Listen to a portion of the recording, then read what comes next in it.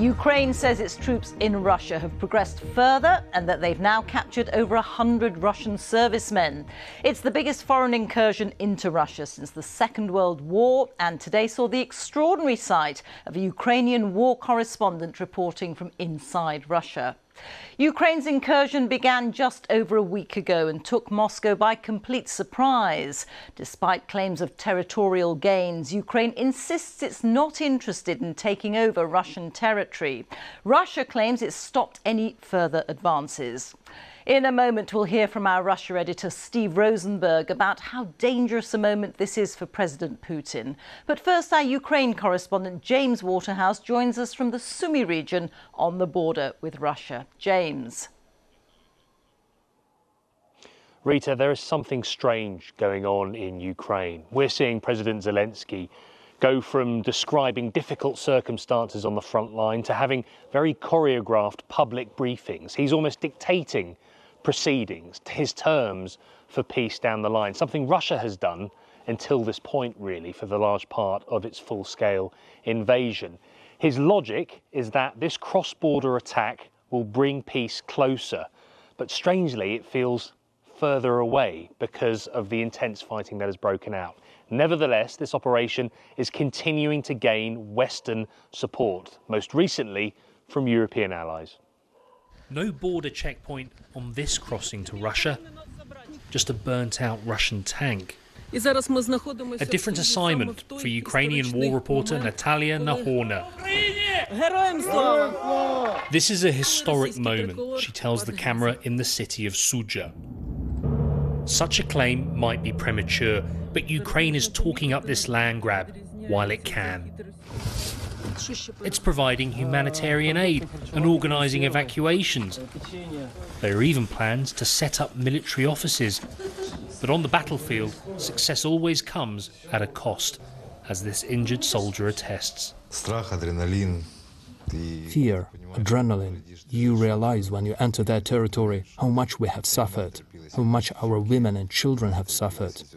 That now it's their turn. The head of Ukraine's armed forces is having even more regular meetings with the president. Since the beginning of today, troops have advanced around 1 to 2 kilometers in some directions. After the body blow of losing territory, Russia is now moving resources to try and take it back. As fighter bombers drop glide bombs on Ukrainian forces on its own soil, Kyiv today claimed to have shot one of them down. The Su-34s are thought to be £30 million each. Kyiv is trying to change the politics of this war by shaking up the fighting itself. It's certainly done the latter. James Waterhouse, BBC News, Sumy region. It feels like Ukraine's incursion is changing the equation and putting the Kremlin under pressure. A brief appearance today by President Putin, but no comment on the Ukrainian assault, which his troops are struggling to repel. The Russian military released these images, claiming to show it targeting Ukrainian troops in Kursk region. Moscow blames the West, too, for the incursion. When I studied in the United States, the main rule was don't poke the bear. The West, what the West is doing today, they are poking the bear. The public sense of shock is growing. I feel incredible anxiety, Yulia says, as if my hands are tied, because there is nothing I can do about this. It's frightening to see the images of people panicking, Tatiana says, of people being evacuated. For some here, what is happening in southern Russia is a wake-up call. Over the last 2.5 years, many Russians have tried not to notice what is happening, to get on with their lives, to pretend that there's no war. But with what's happening now in southern Russia, not noticing is no longer an option. Especially here in Kursk. It's the air raid siren, she says. Get inside fast. Ukrainian soldiers haven't reached this city, but no one here knows what lies ahead. Tens of thousands of Russians have fled the fighting in the border area. Some have taken refuge in Kursk. Viera left home in such a rush she had no time to pack.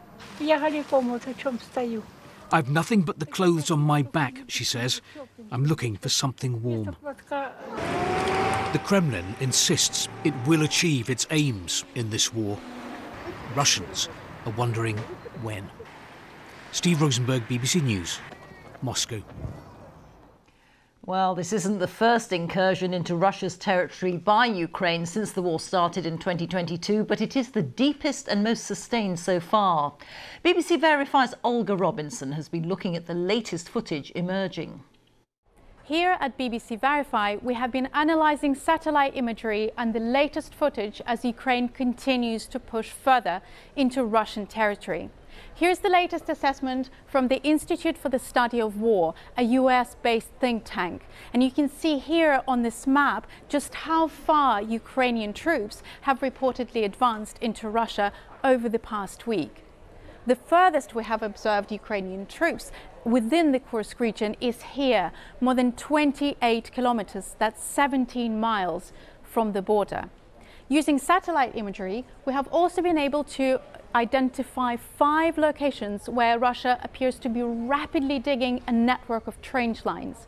And we know these are new because the structures only began to appear in the days after Ukraine crossed into the Kursk region last Tuesday.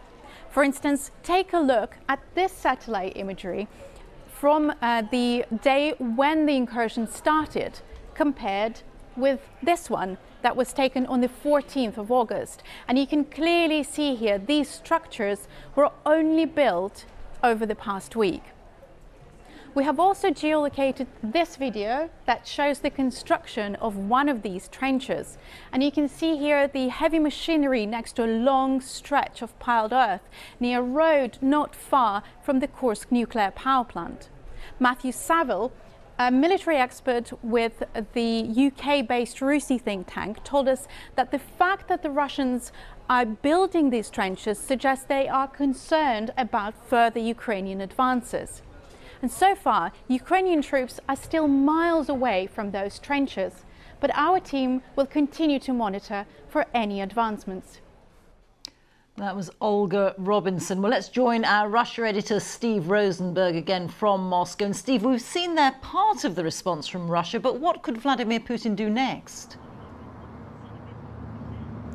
Well, I'll tell you what he won't be doing next, Reeta, and that is picking up the phone and calling Kiev about this. Senior Russian officials today said that they were putting on hold the whole idea of peace talks. Not that any serious negotiation had been scheduled. No, Vladimir Putin made clear earlier this week what his priority is: to push the enemy out of Russian territory, he said, and he will throw resources at that in order to achieve that. Although what he won't want to do is to have to redirect Russian soldiers from eastern Ukraine.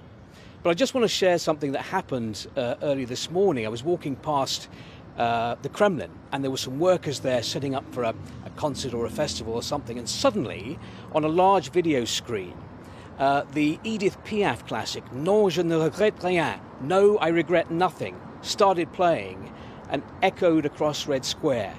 It was a really surreal moment, and it made me think that Vladimir Putin shows no sign of regret for his decision to invade Ukraine, even though this war has now come to Russia.